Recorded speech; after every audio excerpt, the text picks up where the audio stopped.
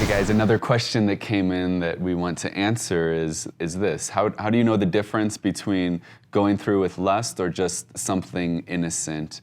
And just really just asking this question on if you're attracted to someone, how do you know that you're pursuing them with the right motives or it's just a sinful, lustful motive? And so I think it's a really good question, something that we really want to check our hearts in and be aware of, because we know the Bible has called us to purity and holiness. The word lust can be defined as an overwhelming desire or craving, right? And so thinking about that, especially in the sexual realm, this is something that can be so consuming in our hearts and our minds, of something that would be an overwhelming desire or craving.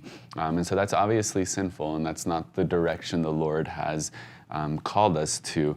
Lust has a focus on just pleasing oneself. It's a very selfish thing. It often leads to actions where there's really no regard of even consequences, and it's just about fulfilling one's own desires and needs.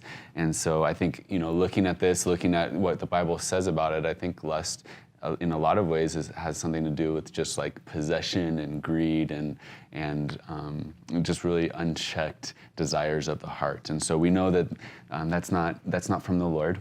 And so how do we determine this? So in our hearts, if there's how do we guard ourselves against this? And I'm thinking about this because it can be challenging to navigate. God has given us desires in our humanity, right? He has given us desires of food and water and comfort and shelter, and then even sexual desires. These are things that have been created by the Lord for us, but we're told that we should give no provision to our flesh. There should be that those are the things that should not control us, that those are not our main motivations for life. And so as believers, how do we walk in the Spirit, allowing the Spirit to control the desires of our flesh, and that we use those things in an honoring way to the Lord? And so how do we know if the difference, how do we know if it's a sinful lust or if it's something innocent, like this question asks? And I think about this story from Genesis chapter 13. I would encourage you to read this chapter later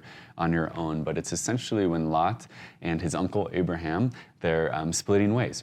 And they're choosing land for themselves. And I think that Lot was filled with lust in this definition for things of himself, and we want to learn from this. So in verse 10 of Genesis chapter 13, it says that Lot lifted his eyes and he saw the plain of the Jordan, that it was well watered and everywhere, like the garden of the Lord, like the land of Egypt.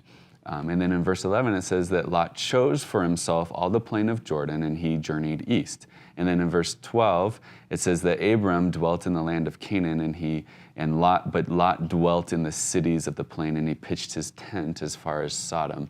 And so just a couple key words that Lot was doing here. It says that, number one, he lifted his eyes and he saw, right? So he saw something that he liked, and then he started to pursue after it, right? It says that he chose for himself what he saw, it chose for himself what he liked, and he went all in after that. And so I think that that's kind of where lust starts. And so if there's, thinking of it in this context of this question, if you see someone that you're attracted to and you respond like Lot, where you're just looking, you're lifting your eyes, you're choosing for yourself, you're pursuing something for yourself, I think that would be lust, and that would not be an innocent motive, right? And then the deliberate choice that Lot had to go to that spot, to sit in that spot. It says he dwelt there, and he pitched his tent, and he chose, like everything that he was choosing was going in that direction for what he liked and what he wanted for himself. And he was not considering Abram, his uncle, at all, but it was just all about like what Lot wanted, what Lot felt good, and I think this is a great picture of what lust is. And so, again, putting that back into the context of your question and the things that you might be walking through, specifically in just being attracted to the opposite sex or someone else, right? It's, this idea of like, is it lust?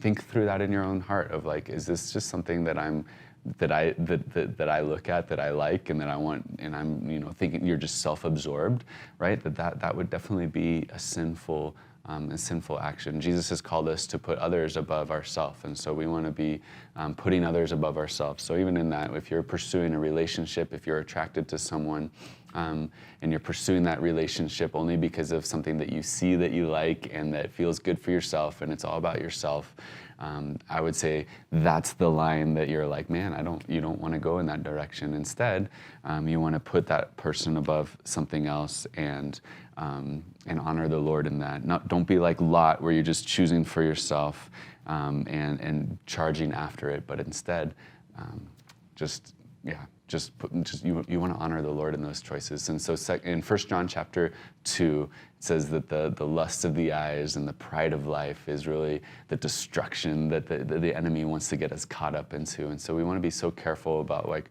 what we're looking at and what we're pursuing, because that's going to just bring death and spiritual death and decay into our lives. And so hope that answers your question a little bit, and keep the questions coming.